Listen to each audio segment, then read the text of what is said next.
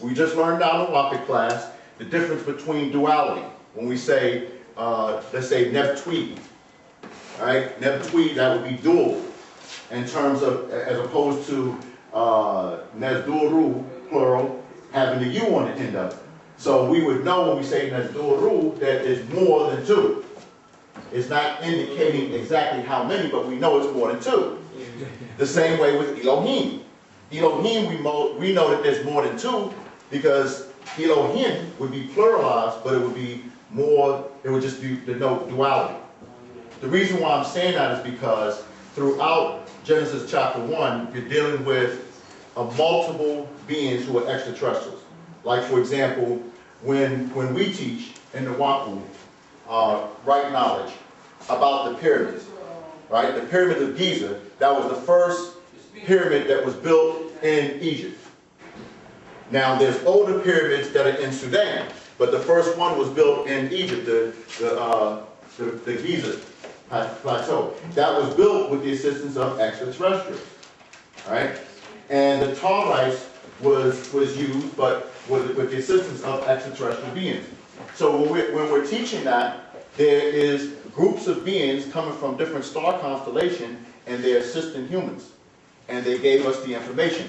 The Torah picks up the story, and it talks about those Anunnaki. So we spent a lot of time dissecting the differentiation between these beings. So when you say the Most High, any of us in this room right now could be referred to as the Most High. Because I'm standing and everybody would be sitting, I would have a distinction if you're telling the story. I would be distinguished because I'm standing doing the talking, everybody else is sitting doing the listening.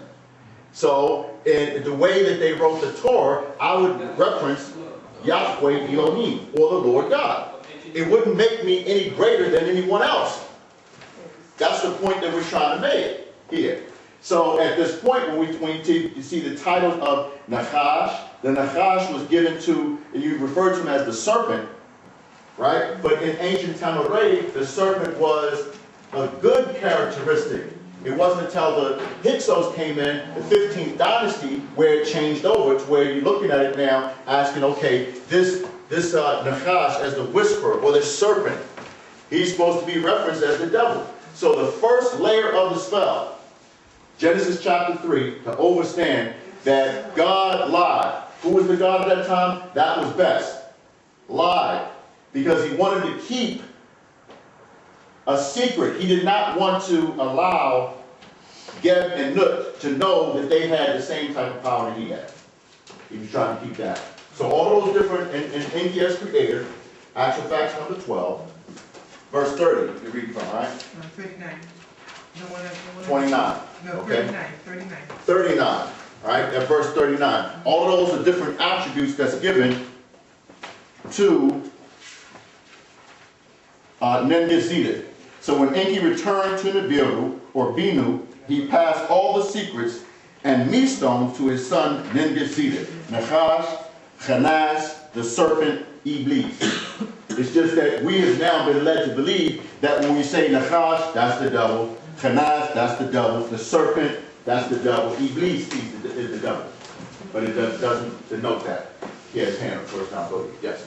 Two questions. I know that, like, when you had that lecture last week, what were the food you said, like, we should eat stuff underwater? Say it again. We were talking about that lecture that you had with like. I was just simply passing on observation, right? It's given to us. We say,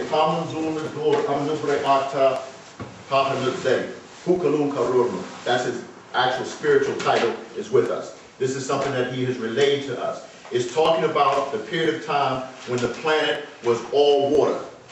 It was conducive for reptilians. The planet is 75% water. So we as a species, we look at ourselves as mammalians, but we're actually reptilians. But you're saying, like, if we eat food like on the ground, we'll die. But if we eat like water, we'll like. Right. The best food that we should be eating on the planet Earth is out of water. So right now, like seafood, we should be eating. We should be eating seafood because only seafood, or just to sustain yourself, Seafood. right? The best food to eat Right now. is seafood, right now. Yeah, right now it's seaweed. Seaweed. Seaweed, anything out of the sea is good for you. Okay, seafood. You can't lose with anything out of the water because that's more conducive. You're 75% water. The planet is 75% water. Okay. And you have to realize that the planet was terraformed. They're not teaching you that in monotheism. Nobody's coming on the scene to be able to tell you your history about you, except the master teacher. We spent a lot of times, a lot of years in everybody's doctrine. You may have come aboard when we were teaching the doctrine of the Nation of Islam. And you may have liked that, those teachings at that time. But we were merely there momentarily to set the record straight. Somebody else may have come along at the time when we were Muslims or Hebrews. We refer to those things as schools. So we made it our business to get in everybody's doctrine and to ask the question, if what you're teaching as being true is true, then it should withstand the scrutiny of questioning. So we educate people, we bring them to a certain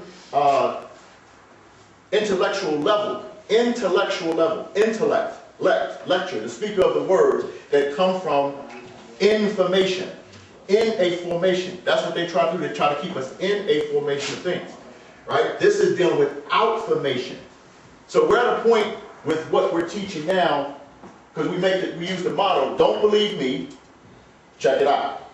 Right? When you're dealing with Nuwapu, sound right reasoning, you reach a point where you really can't check it out on other outside sources that's dealing with information, because Nuwapu is the science of sciences. Question? One more question. Polite was talking about the sun, like, so it's like, he said the sun wasn't hot, or like one of his books, it's like it's not hot, but how do you explain like the solar flares and all that stuff?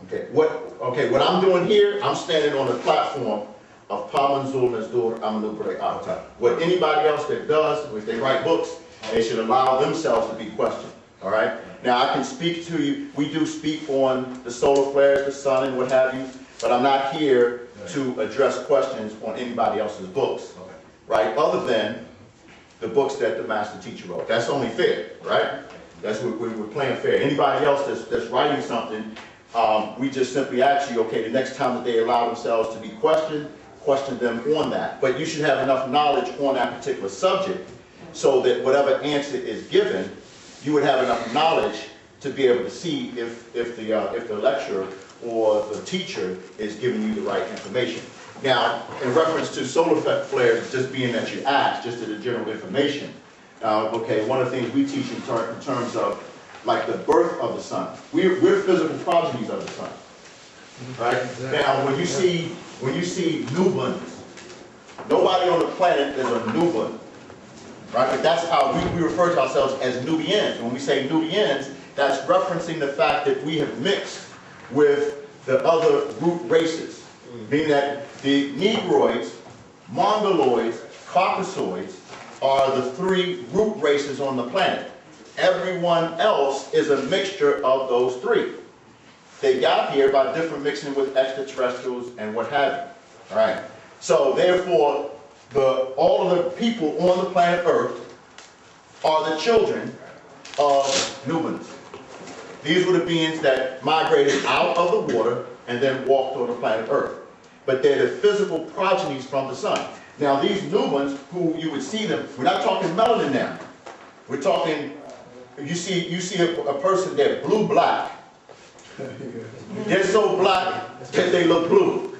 That's how dark they are, right? They're darker than black, right? That's a Nuban that has an abundance of sun heat genes. Now sun heat genes it's equivalent to the sunshine, or what they refer to scientifically as prominence. That's energy that's actually coming from the sun. Now they have that within the marrow of their bone, and it's actually burning the skin black. Sun heat genes. This is what these beings have. We're not even talking melanin. We also have a property of non-ether hair texture. So we're the only race, Negroids, that have forces within self that's constantly working against self. Therefore, we're the only race that want to look other than ourselves. And we use that as an image of beauty. So the dominant or genetically dominant hair trait is curly. right? And the reason why I'm going here because